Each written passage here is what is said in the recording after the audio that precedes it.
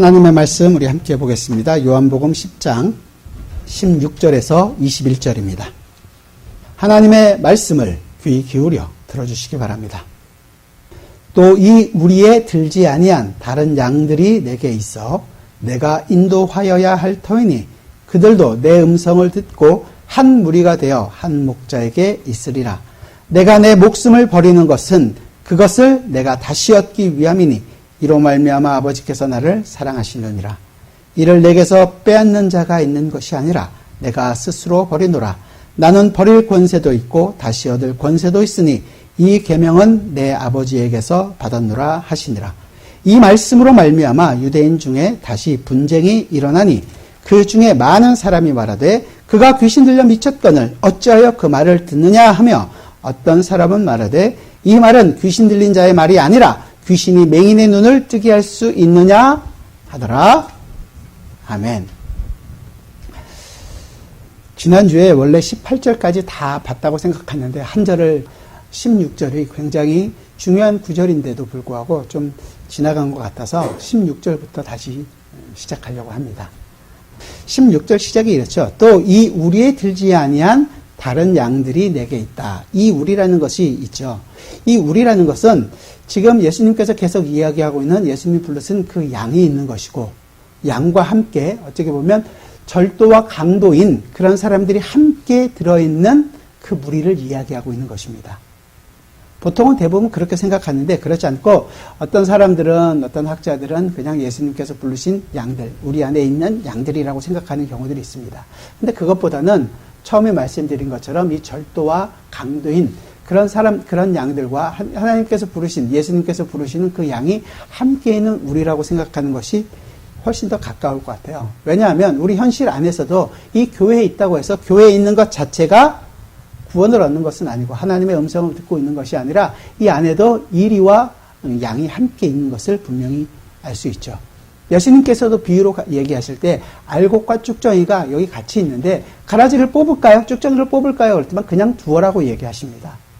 그리고 그때 나중에 거둘 때에 가서 알곡은 거두어서 곡간에 쌓고 쭉정이들은 가라지들은 불에 태워지게 될 것이라는 것을 얘기하는 거죠. 당시로서도 이 얘기를 하고 있는 이 요한들, 예수님 당시에서도 아마도 유대인들은 자기들 스스로는 하나님으로부터 택함 받은 백성이라고 생각하고 있었지만 예수님께서 이야기하고 있는 이 얘기를 들었을 때 강도요 절도인 자들이 자기라는 생각을 분명히 하고 있었던 것 같습니다. 그리고 자기 스스로는 의롭다라고 생각하고 있기 때문에 전혀 믿지 않고 있기 때문에 예수님을 귀신 들렸다고 오늘 지금 이야기하는 그 지경에까지 나오게 되는 거죠. 자기가 그렇게 스스로 믿고 있는 사람들, 이리와 절도요 강도인 그 자들과 함께 있는 양들은 결과가 어떻게 되느냐? 9장 마지막에서 그 소경된 자가 눈을 떴은 다음에 바리새인들과 대화하면서 결국은 쫓겨남을 당하는 것처럼 하나님의 백성들은 쫓겨남을 당합니다. 그게 어떻게 보면 예수님께서 내가 그 양을 불러내었다라는 그런 의미를 갖고 있는 거예요. 예수님께서는 우리를 불러내시지만 세상으로부터는 우리는 쫓겨난 자 같은 그런 역할을 당하는 게 되는 거죠. 어떻게 보면 더 어렵고 더 힘든 처지에 놓인 상황이 될 수밖에 없는 것입니다. 이스라엘뿐만 아니라 이 16절 뒤에 가서 보니까 이 우리에 들지 않은 다른 양들이 있다는 거예요. 우리에 있지 않고 있는 다른 양이 있는데 바로 이 다른 양들은 지금 예수님 당시에서는 이방에 흩어져 있는 하나님의 백성들을 이야기하는 것이고 그 중에 우리도 함께 포함되어 있는 거죠. 우리까지도 포함해서 앞으로 올쓸 하나님의 백성까지를 다 포함해서 내가 그 양들을 불러서 한 우리 안에 두게 될 것이다. 교회로 그들을 만들어낼 것이다. 지금 교회를 세우고 계시는 목자 되신 예수 그리스도를 우리에게 보여주고 있는 것입니다. 그리고 예수님께서는 그 일을 위해서 17절과 18절에서 내가 목숨을 내어놓는다. 나는 이 일을 위하여 왔고 내 스스로 이것을 지금 내 목숨을 내어놓고 이것을 다시 얻기 위하여 내가 이 일을 하고 있다라는 것을 이야기하고 있습니다. 따라서 우리도 이 예수 그리스도의 생명을 내어주시는 것으로 말미암아 우리가 부름을 받았다면 세상으로부터 쫓김을 받은 거죠. 그렇다면 우리도 똑같이 내어 쫓김을 당하는 자의 삶을 삽니다. 그것을 바울은 고린도전서에서 전도에 미련한 방법으로 우리로 이렇게 불렀고 이 전도에 미련한 방법을 통하여 세상에 복음을 전하게 될 것이다라고 이야기해 주는 거죠. 예수님께서 십자가에 지시는 일들을 사도들은 그대로 자기의 인생 가운데서 보여줍니다. 그리고 이제 그 사도들의 가르침을 받은 예수 그리스도의 내용을 우리가 알게 된 우리도 그 예수 그리스도의 인생을 똑같이 살아가게 됩니다. 예수님의 사역이 결과가 십자가라는 것을 지고 간다는 것을 보게 된다면 우리도 십자가를 질 것이고 예수님께서 부활이라는 것으로 승리를 경험하셨다면 우리도 그 부활을 함께 경험하게 살아가는 것입니다. 따라서 우리의 살아가는 것은 우리가 우리의 힘으로 우리의 인생을 살아가는 것이 아니라 아버지 하나님께서 우리를 부르시고 그 부르심 가운데 생명을 얻은 자가 응답을 하게 되는 것이고 반응을 하게 되는 거죠. 아니 우리 주변의 상황들은 절대 우리를 바꾸지 않습니다. 아니 오히려 우리를 쫓아내는 지경에 처하게 되겠죠. 하지만 하나님의 백성은 이 안에 모여서 함께 예배하는 예배 공동체로 부름을 받습니다. 그래서 우리가 함께 이 자리에 모여 있는 거예요. 여러분들이 선목사가 불쌍해서 이 자리에 나온 것도 아니고 다른 어떤 것 이유 때문에 이 자리에 오신 것이 아니라 하나님께서 우리를 부르셨고 우리는 거기에 아멘하고 응답하신 것입니다. 말씀드린 것처럼 굉장히 그 바이러스로 말미암아 힘들어하는 사람들이 있고 한국에서는 많은 교회들이 온라인으로 예배를 하고 있지만 사실 이 예배라는 것이 우리가 우리의 원하는 방식으로 하는 것이 아니라 하나님이 원하시고 하나님이 모으셔서 하나님의 백성들이 하는 것입니다. 그렇다면 우리가 더 철저히 준비하고 들어오시면서 여러분들이 보셨을지 모르지만 이렇게 손 세정 꼭 하고 위생관리를 철저히 하면서 교회에서도 좀 떨어져서 앉고 이런 것들을 통해서 하나님 앞에 예배하는 것을 우리가 소홀히 해서는 안 될 것입니다. 그러니까 그렇게 하는 거 무조건 다 잘못됐고 이렇게 해야만 한다. 이것을 얘기하는 것은 아닙니다. 하지만 우리가 이 예배가 가지고 있는 본질적인 의미를 안다면 그것을 위해서 무엇을 준비하고 어떻게 우리가 관리하고 해야 할지를 먼저 알아가고 그대로 실천해 가는 것이 교회다운 성도다운 모습일 거라고 저는 생각을 하는 거죠. 그런 모습이 성도들에게 있을 때 세상은 그걸 보면서 저 사람들은 저렇게 하고 있구나. 자기가 가지고 있는 마스크를 건넬 수 있다거나 세정제를 더 양보할 수 있다거나 나는 우리 가족은 살아야 한다고 많이 사재기하는 것들을 다 포기하고 내보낸다는 것은 정말 하나님의 백성으로서 당연히 해야 하는 일인 것입니다.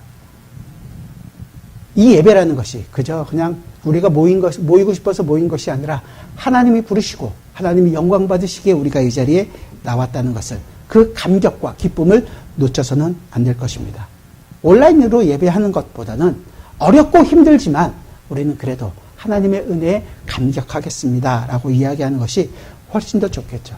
그 일을 위해서 주님께서는 십자가를 지셨고 그 일을 위해서 부활하셨습니다. 그렇다면 우리가 어떤 마음으로 나와야 할지. 자, 그러면 그렇게 하고 있으면 세상이 박수치고 우리에게 감동해 줄까요? 그러질 않습니다. 오늘 본문 19절을 같이 한번 보겠습니다. 19절 같이 읽죠. 시작. 이 말씀으로 말미암아 유대인 중에 다시 분쟁이 일어나니. 유대인 가운데 분쟁이 일어나게 됩니다. 그러나 여러분 오해하지는 마십시오. 이 말이 예수님 편과 예수님 편이 아닌 사람으로 나눈 것이 아닙니다. 예수님 편은 아무도 없습니다. 예수님 편이 아닌 자들 가운데서 논쟁이 지금 일어난 것이요. 예수를 믿지 않고 배척하는 자들 중에서 지금 논쟁이 일어난 거죠. 첫 번째는 뭐냐면 예수님께서 하시는 말이 귀신 들렸다는 거예요. 20절에서 그중 많은 사람이 말하되 다수파예요. 다수파가 얘기하는 게 뭐냐면 그가 귀신 들려 미쳤거늘 어찌하여 그 말을 듣느냐 하며 귀신이 들렸다는 거죠. 자기가 하는 말이 무슨 말인지 전혀 모르고 한마디로 얘기해서 헛수고를 하고 있다. 예수님의 말씀이 헛소리다. 이렇게 얘기하는 파가 있었습니다. 그 사람들이 아주 많았어요. 왜냐하면 그들이 가지고 있는 상식과 예수님이 얘기하는 것이 굉장히 차이가 있었기 때문이고 말이 안 되는 얘기를 하고 있었기 때문에 그렇습니다. 목자는 양을 지키는 자잖아요. 그리고 양을 위해서 죽으러 가는 자가 아닙니다. 목자는 양을 지키는 자지 양 때문에 자기 목숨을 잃을 필요는 없어요. 그런데 예수님께서 내가 선한 목자인데 나는 그 양을 위해서 죽겠다. 15절 하반절에서 얘기하는 거였거든요. 제가 읽어드릴게요. 아버지께서 나를 아시고 내가 아버지를 아는 것 같이 나는 양을 위하여 목숨을 버리노라. 이 목자가 하는 일이 아니거든요.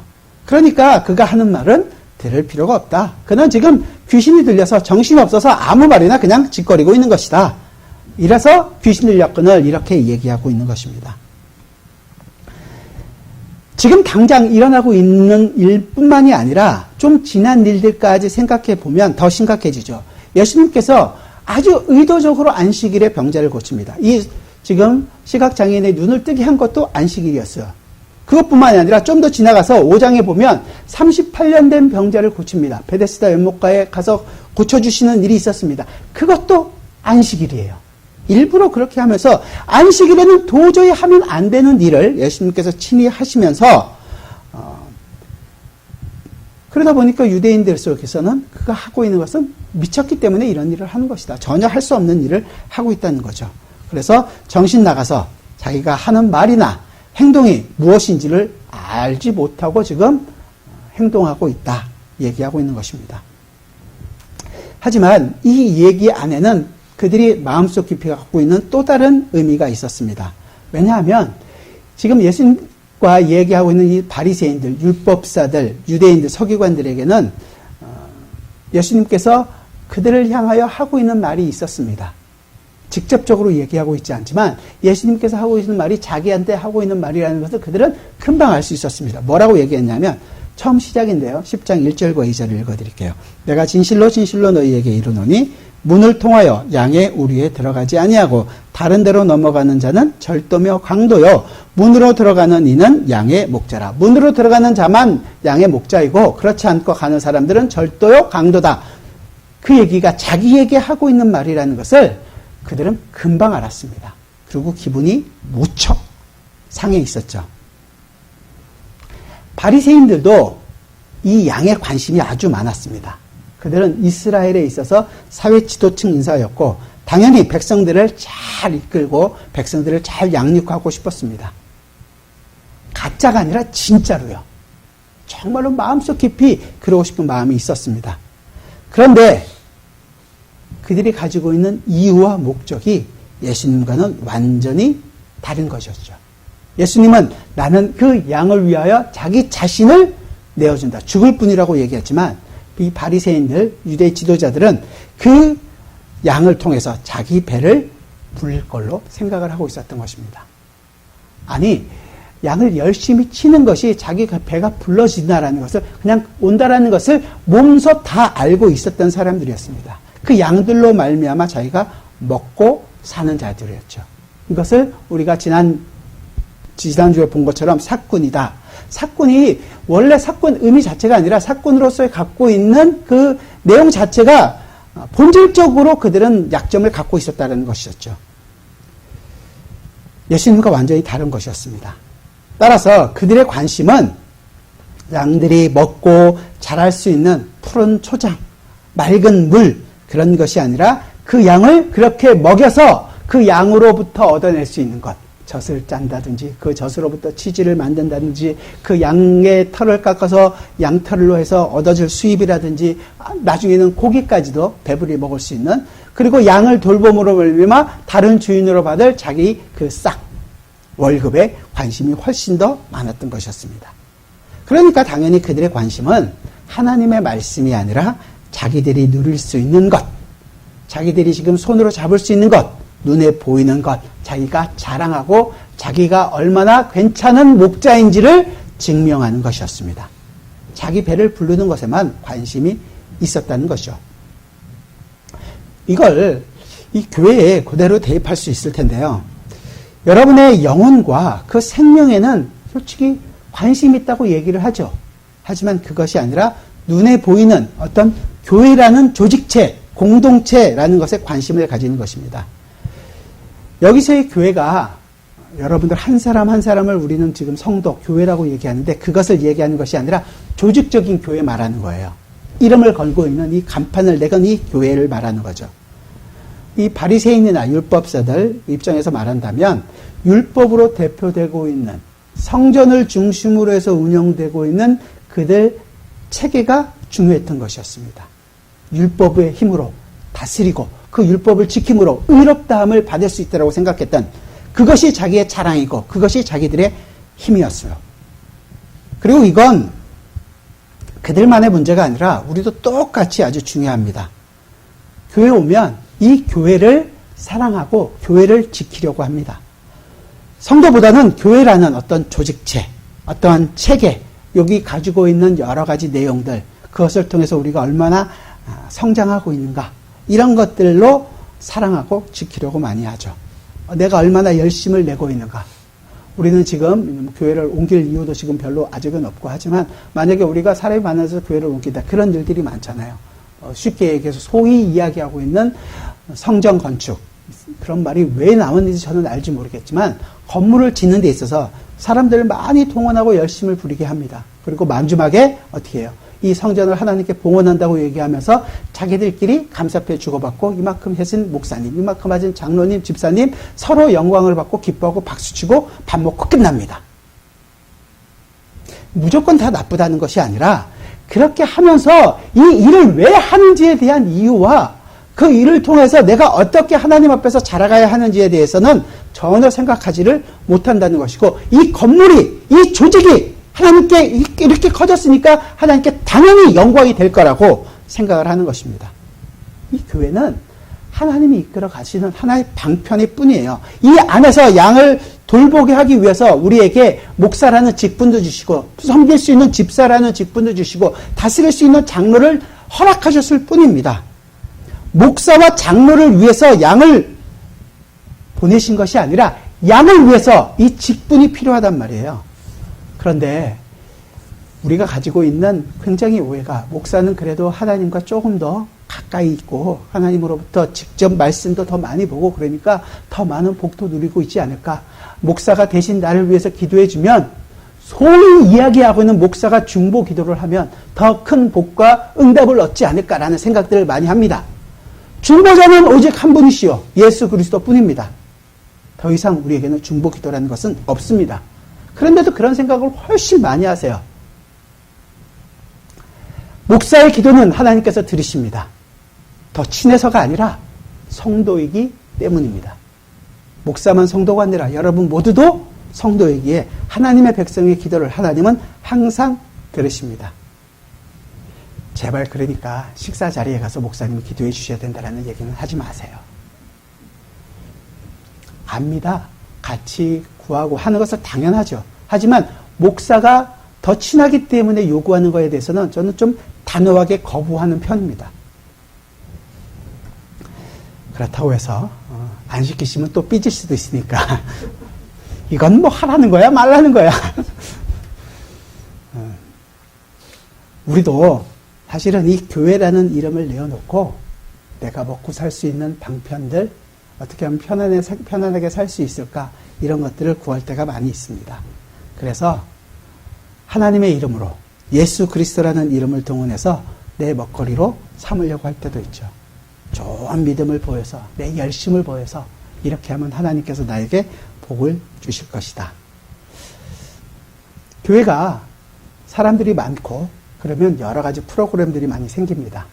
제자 훈련도 하고 양육 훈련도 하고 전도 폭발도 하고 뭐 성경 암송 뭐 어디 무슨 프로그램 뭐 무슨 반 이런 것들이 많이 생깁니다. 그러면 그런 반에서 열심히 공부하고 또 그런 것들에서 좋으면 사람들을 더 많이 불러옵니다. 그럼 더 많이 증가하게 되겠죠.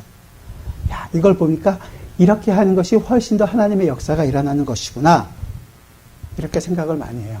우리의 연약을 위해서 많은 프로그램들을 통해서 한 사람 한 사람을 섬기게 하시는 하나님의 역사가 있을 수는 있습니다. 그러나 그것 자체가 하나님의 복이나 하나님의 영광을 돌릴 수 있게 하는 것은 아니에요. 성경 어디에도 성도의 수가 증가가 하나님의 뜻이고 하나님의 복이라고 이야기하는 것은 없습니다. 그저 하나님의 백성의 수가 증가하였더라예요. 그게 끝이지, 그게 마치 하나님의 뜻이고 하나님의 복이라고 이야기하는 것은 없습니다. 한 사람 한 사람 성도가 성도다워지기 위하여 당연히 노력하시고 하나님의 말씀을 배워가셔야죠. 하지만 그것이 우리가 잘하면 좋고 더 많이 하기 위해서 프로그램을 만들 필요는 없는 것입니다. 목사 설교가 어찌됐든 간에 우리 교회 성도만 많아지면 그것은 하나님의 복받은 것이라고 생각하는 것은 잘못하고 있는 것입니다.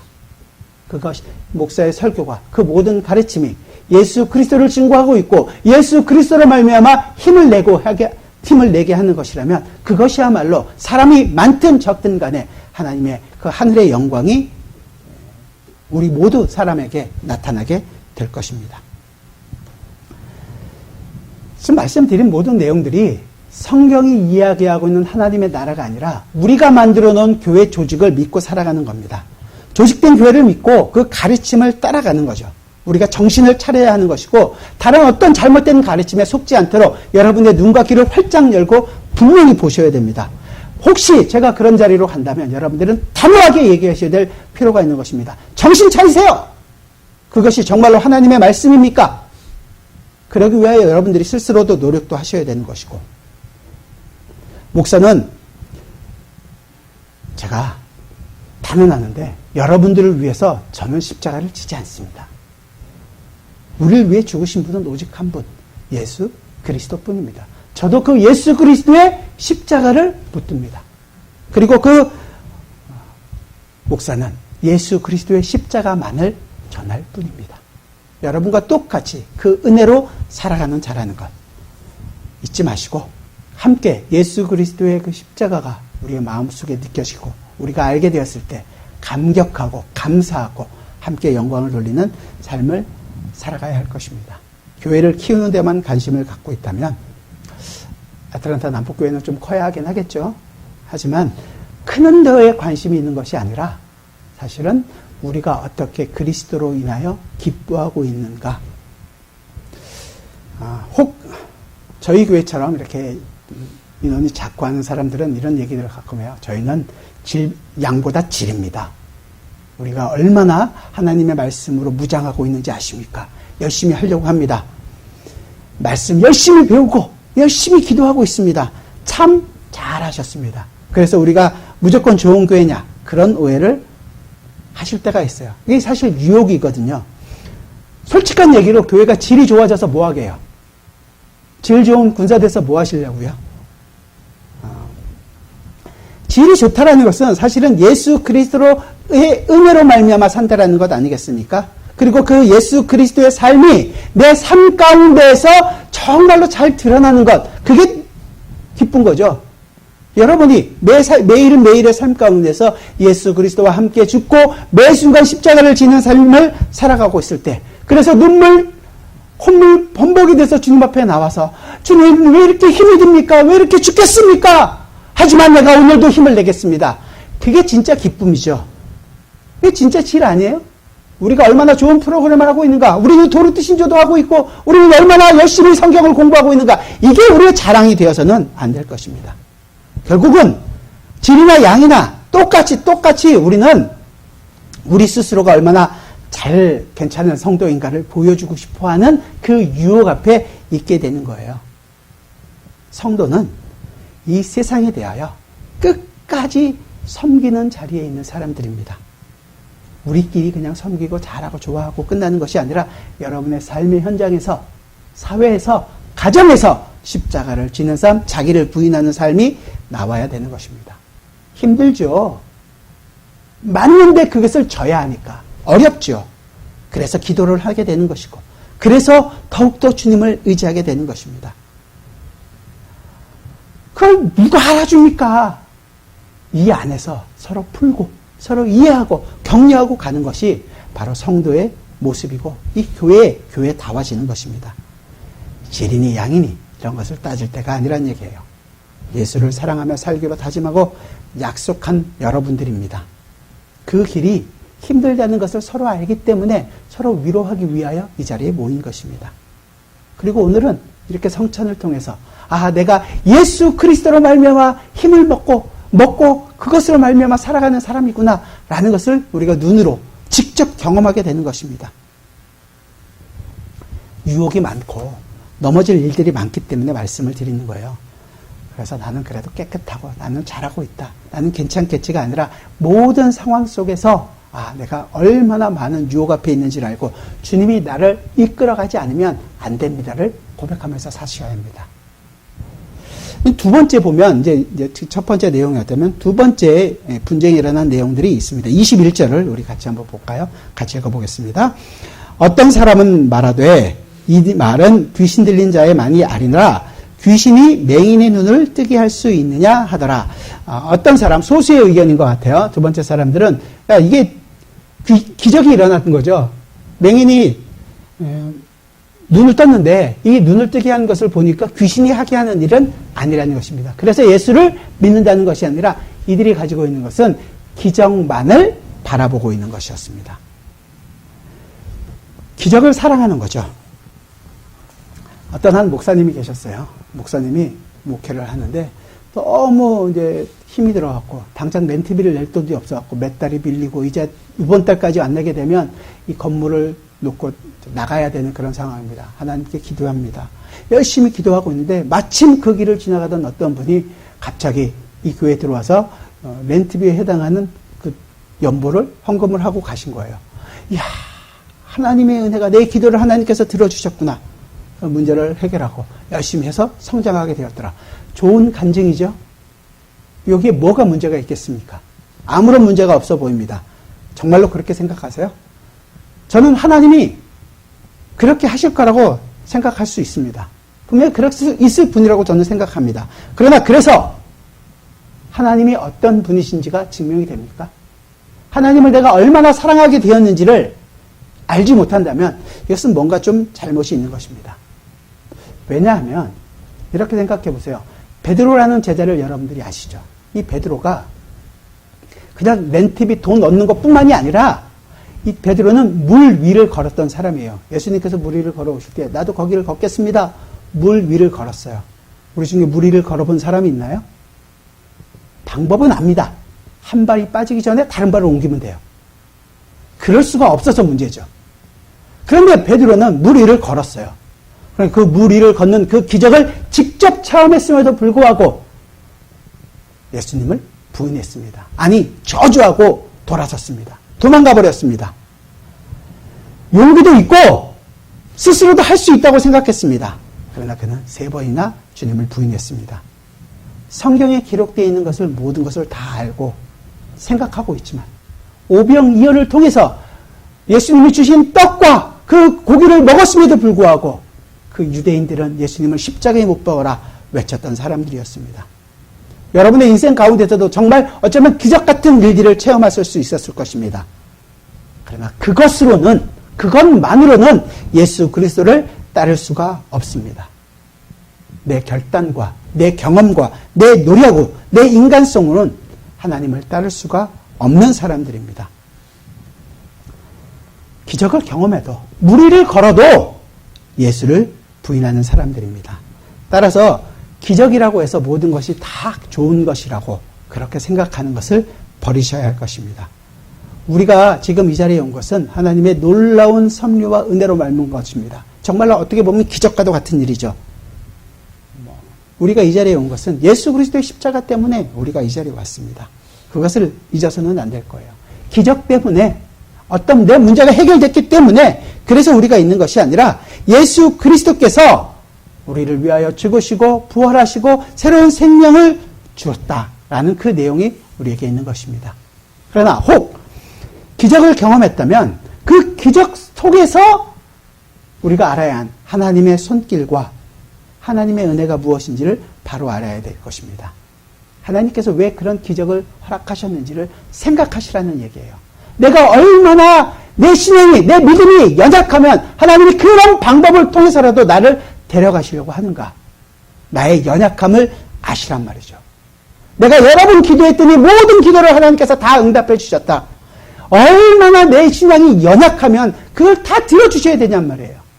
하나님이. 신앙이, 믿음이 강하면 강할수록 어떤 상황에서도 흔들리지 않다는 것을 아시면 하나님께서는 하나님의 뜻을 더 쉽게, 더 강하게 우리를 이끌어 가실 거예요. 하지만 우리의 신앙이 연약할수록 하나님께서는 우리에게 많은 응답을 해 주시겠죠. 우리는 그저 단순히 4만 번 기도 응답을 받았네, 5만 번 기도 응답을 받았네, 이만큼 나는 사랑을 받았네가 아니라 내가 그만큼 쪼다이기 때문에 하나님은 나에게 그만큼을 허락해 주셨습니다. 이 얘기를 하는 거예요.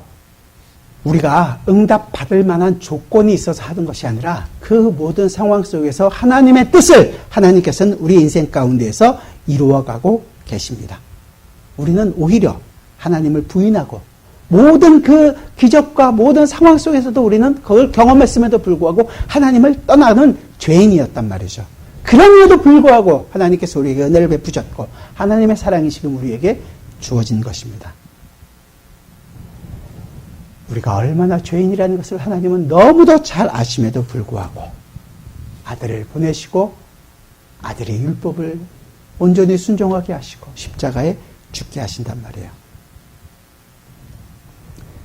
우리를 포기하지 않으시고 끝까지 우리를 책임져 가신단 말이죠. 이 내용이 없으면 산이 바다에 빠지든 물이 갈라지든 다 가짜일 수 있습니다. 오늘 요한복음 10장의 말로 얘기하면 절도요, 강도인 것이죠. 가장 경건하게 하나님의 이름을 더럽히는 자들이 되고 맙니다. 진짜 기적의 의미가 무엇인지를 알려면 기적으로 끝나서는 안 됩니다. 그 기적이 보여주고 있는 표적으로서 예수 그리스도를 보셔야 되는 것이고 그 예수 그리스도로 인하여 진정한 기쁨이 있어야 되는 거죠. 그게 어떻게 일어나게 될까? 우리 누가복음을 한번 봅시다. 누가복음 22장입니다. 베드로가 3번 부인하게 될 것이라는 것을 예수님께서 이야기하시면서 하신 말씀인데요. 22장 31절부터 34절까지 제가 읽어드리겠습니다.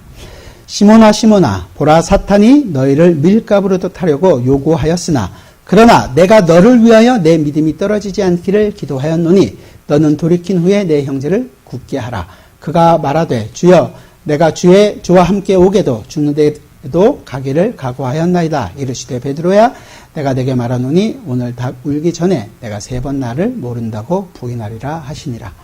지금 여기 보니까 베드로의 부인이 할 거라는 것을 예언하면서 32절이 굉장히 중요한데요. 뭐라고 하냐면 그러나 내가 너를 위하여 내 믿음이 떨어지지 않기를 기도하였노니 우리가 믿음을 지키는 것이 아니라 바로 우리의 믿음이 떨어지지 않도록 주님께서 우리를 대신하여 기도하고 계시는 거죠. 이 예수 그리스도의 기도가 있었기에 우리가 기도하고 우리가 살아갈 수 있고 우리가 신앙을 고백할 수 있게 되는 것입니다. 예수 그리스도의 기도와 예수 그리스도의 믿음이 지금 우리가 살아갈 수 있는 모든 근거가 된다라는 얘기예요. 거기다가 내 것을 갖다 붙일 수 있는 자리는 아무것도 없습니다. 내 기도, 내 열심, 그런 어떤 것에도 설 수 있는 자리가 없다는 것입니다. 예수님께서 우리의 믿음이 떨어지지 않게 오늘도 우리를 대신하여 간구하고 계시고 우리를 참고 기다리고 계시며 우리를 위하여 탄식하시는 그 기도가 있기에 우리가 오늘도 주님 앞에 나아가고 우리의 인생 가운데서도 주님의 인생을 살아갈 수 있는 것입니다. 예수님의 기도가 우리가 살아갈 수 있는 유일한 이유요 목적이 되는 것이었죠. 바울의 인생에서도 그것은 항상 그랬습니다. 바울이 사도행전 18장에 보면 유럽에서 전하다가 도망가다 결국은 아테네까지 왔어요. 아테네에서도 안 되고 결국은 고린도라는 작은 밑에 동네까지 도망쳐 왔습니다. 거기 갔더니 아굴라라는 사람을 만났어요. 브리스길라와 아굴라를 만나서 생업이 같아서 함께 일을 같이 하면서 복음을 전했습니다. 얼마나 지쳤을까요? 힘들었음에도 불구하고 포기하고 싶었는데 하나님께서 바울의 인생 가운데서 나타나셔가지고 이 지역에 하나님의 백성이 많다. 그러니 전하라고 얘기합니다. 1년 반 동안 거기서 목회를 해요.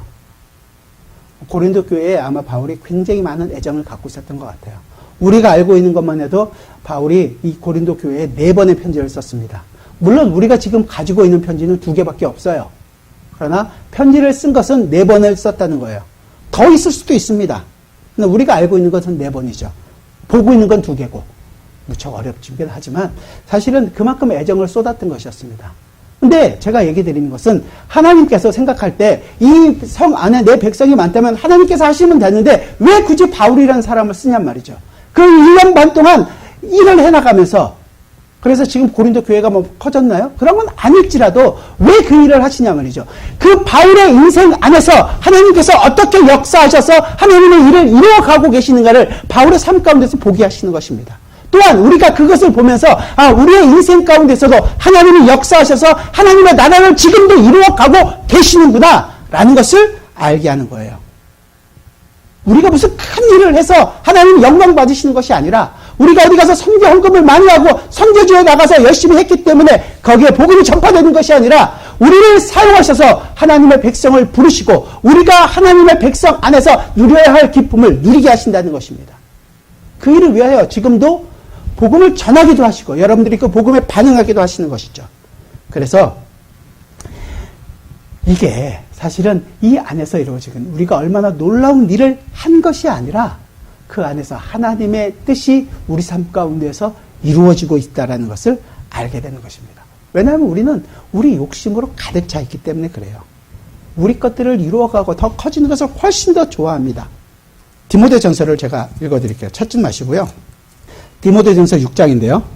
우리가 세상에 아무것도 가지고 온 것이 없음에 또한 아무것도 가지고 가지 못하리니 우리가 먹을 것과 입을 것이 있은즉 족한 줄로 알 것이니라. 부하려 하는 자들은 시험과 올무와 여러 가지 어리석고 해로운 욕심에 떨어지나니 곧 사람으로 파멸과 멸망에 빠지게 하는 것이라. 돈을 사랑함이 일만 악의 뿌리가 되나니 이것을 탐내는 자들은 미혹을 받아 믿음에서 떠나 많은 근심으로써 자기를 찔렀도다. 욕심이 우리 속에 너무 많다는 거예요. 왜 부자가 되려고 하는가? 왜 더 많은 것을 가지려고 하는가? 그것을 하나님께 영광을 돌린다고 이야기하기 위하여? 그럴 수 없다는 거죠. 내 편안함 때문에 우리는 항상 그쪽으로 간다는 거예요. 그러니까 부자가 되지 말고 가난해지십시오. 그 얘기를 드리는 게 아니에요. 부하든 그렇지 못하든 가난하든 그렇지 못하든 병이 들었든 내 몸이 건강하든 그 모든 것 속에서 하나님께서 나와 함께하고 있으며 하나님이 그 모든 상황에서 하늘의 복을 나에게 지금 공급해주고 계시다라는 것을 확신히 믿으라는 것입니다. 그 모든 것으로 내가 하나님의 자녀가 된다라는 것을 알게 하시고 그 모든 것을 통해서 우리가 하나님의 사랑을 받아가고 있는 성도라는 것을 알게 하시고 그 모든 것을 통해서 우리로 하여금 하나님의 은혜와 하나님의 긍휼 안에 있다는 사실, 그 하나님의 놀라운 손길이 나와 함께하고 있다는 것 때문에 기뻐하고 감사라는 얘기입니다. 여러분의 신앙이 꼭 괜찮아 보일 때가 있잖아요. 그럴 때는 하나님, 나로 하여금 하나님의 은혜가 어떤 것인지 더 깊이 알 수 있도록 하나님께서 나에게 공급해 주신 은혜가 이렇게 놀라운 것입니다 라는 것을 아시고, 혹 여러분의 신앙이 약해질 때가 있습니까? 무릎을 꿇고 주님, 내가 내 욕심 때문에 또 흔들리고 있습니다. 회개하고 돌이키시길 바랍니다. 그래서 오늘 보면 이 바리새인들, 율법사들, 유대인들로부터 그들이 하나님께 돌이켰느냐? 그런 건 아니겠죠. 그러나 예수님이 하신 말씀을 분명히 들으셔야 합니다. 너희가 이 바리새인과 이 유대인과만큼 의롭지 않으면 결코 하나님 나라에 들어갈 수 없다라는 그것도 분명히 생각하셔야 합니다. 여러분들이 가진 의가 아닙니다. 바로 예수 그리스도로 말미암아 주어진 의를 가진 자만이, 예수 그리스도께서 나의 가장 선한 목자가 되셔서 나를 지금 인도하고 계시다라는 것을 아셔야 되는 것이고, 이 선한 목자가 아버지와의 언약을 완전히 충실히 다 지키시고 이루어셔서 그 이루신 언약을 우리에게 적용시켜 주시기 때문에 주님 감사합니다 하며 나아갈 수 있는 것입니다. 주님은 자신의 모든 것을 다 주셔서 가난한 자가 되셨어요. 가난한 자가 되셨으니까 볼품없이 되셨나요? 이건 마지막으로 한번 찾아보겠습니다. 고린도 후서 8장입니다. 9절. 예수님이 가난하고 끝난 것이 아니라는 얘기를 이렇게 합니다. 우리 같이 한번 읽어보겠습니다. 고린도 후서 8장 9절 같이 읽죠. 우리 주 예수 그리스도의 은혜를 너희가 알거니와 부요하신 이로써 너희를 위하여 가난하게 되심은 그의 가난함으로 말미암아 너희를 부요하게 하려 하심이라. 믿으십니까? 이 부요함이 우리의 것입니다. 예수 그리스도의 부요함이 우리의 것입니다. 로또 1등 되는 것이 하늘의 영광이고 기쁜 것이 아니라 이 하늘에 있는 부여 예수 그리스도의 승리가 나의 것입니다. 제발 이 승리를 가진 자로 이런 모습으로 살아주십시오. 예수 그리스도의 모든 풍성을 가진 자로 그 풍성함을 보이며 살아주십시오. 오늘도 우리에게 이 성찬을 통하여 예수 그리스도께서는 자신의 몸과 자신의 피를 우리에게 공급해 주십니다. 내 몸에 흐르는 것이 예수 그리스도의 그 보혈이라면 내가 어떻게 살아야 할 것인가? 내 욕심과 내 편안함을 위한 것이 아니라 예수 그리스도의 부요함을 보이면서 마치 세상에서는 손가락 받고 가난한 자라고 놀림을 받고 아무것도 없다고 그렇게 살아서는 안 된다고 그런 말을 들을지언정 나는 예수 그리스도의 부요함을 너희에게 전할 것이다. 저와 여러분의 삶입니다. 이 삶을 살아주십시오. 기도하겠습니다.